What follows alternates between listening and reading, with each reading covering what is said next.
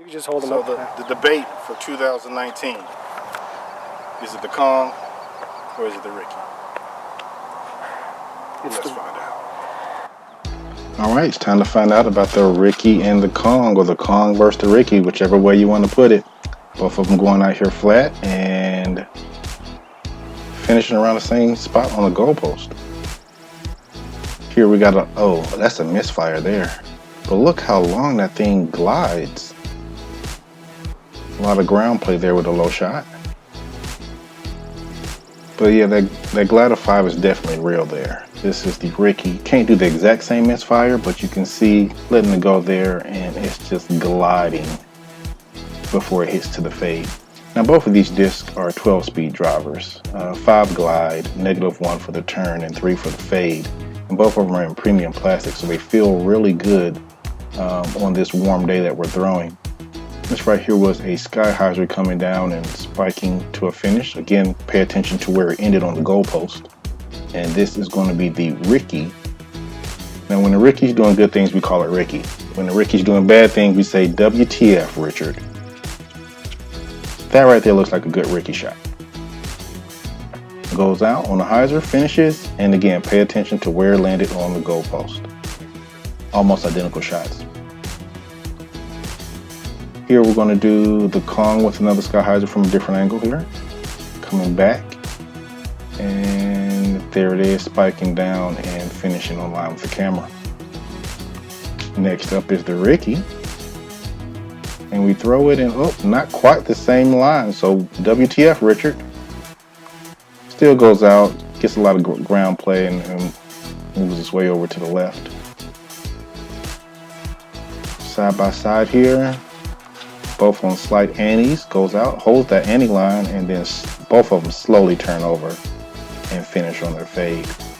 The Ricky did get a little bit more distance with that one, but I think it was released just a little bit lower on angle, not as much nose up. Here's another nice little ante shot. You can see it slowly roll over with the Kong. So we can get the identical shot here with the Ricky, the Star Destroyer, and similar shot, a little bit higher than the Kong, but didn't quite get the same distance or the same flight, but still got out there in the field.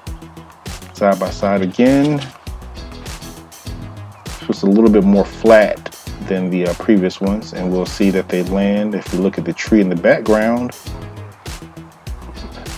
man, it's just eerie. It's like seeing Deja Vu, the movie with Denzel Washington. I'm playing Denzel. All right, this one coming out on a nice little hyzer and finishing right there before the path. Again, nice flat hyzer. That doesn't make sense, but I threw it. Comes and finishes right in front of the Kong. What do we have going on right now? I don't even know. I don't even know. We're going to throw some forehand shots. That one stayed on hyzer the entire way and just did what you think a forehand would do on hyzer. Finishes over to the right. This one too, a little straighter for a little bit longer. It still did the finish, and that would explain the distance and the separation between the two discs. Now that shot does not correlate with that landing, so we're going to ignore that one. But we're going to look at the Ricky here again. Spike forehand comes down and lands.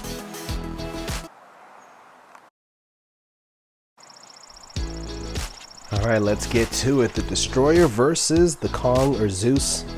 These first couple throws are going to be just some hyzer releases just to see how stable these discs fly and how they end up finishing overall.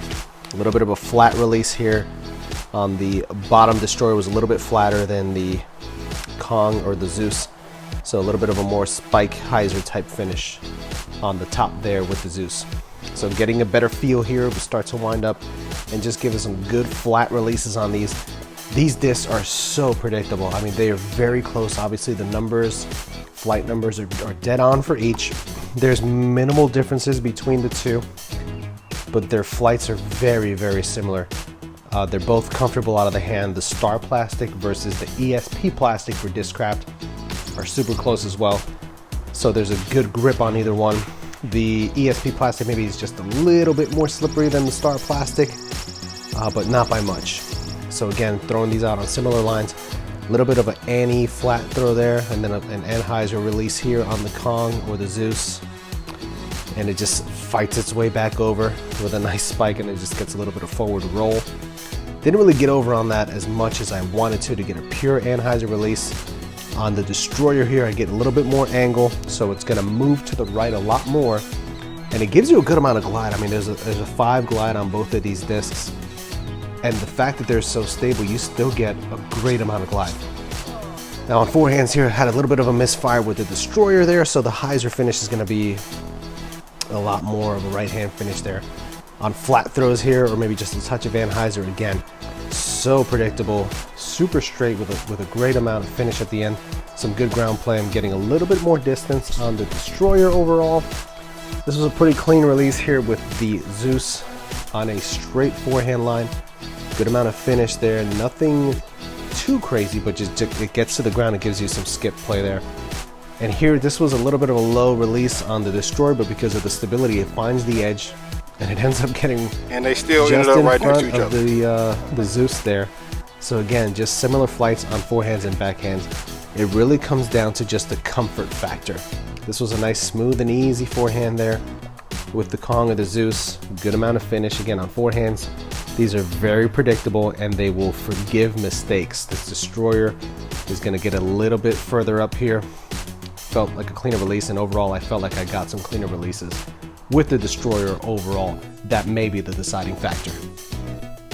For this light heavyweight disc challenge, we have in one corner the Paul Macbeth Kong by Discraft. In the other corner, we have the Ricky Wasaki Star Destroyer by Innova. This matchup was scored on a 5-round card. First round was looks. The Paul Macbeth Kong beats out the Ricky because of the swirls. Second round was fill and release. This was no contest. Both of these discs are winners. Third round was handability and controllability. Again, no contest. Both of these discs are winners. Fourth round was distance, and the Ricky Star Destroyer comes out ahead. Last round was preference, and this is where the split decision happens. You really can't go wrong with either disc, but for me, the Star Destroyer squeaks out the victory.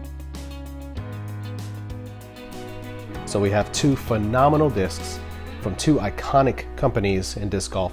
The Destroyer and the Zeus both are so similar. The flight numbers match up. The actual flights themselves are so similar. In the field, these discs performed incredibly well.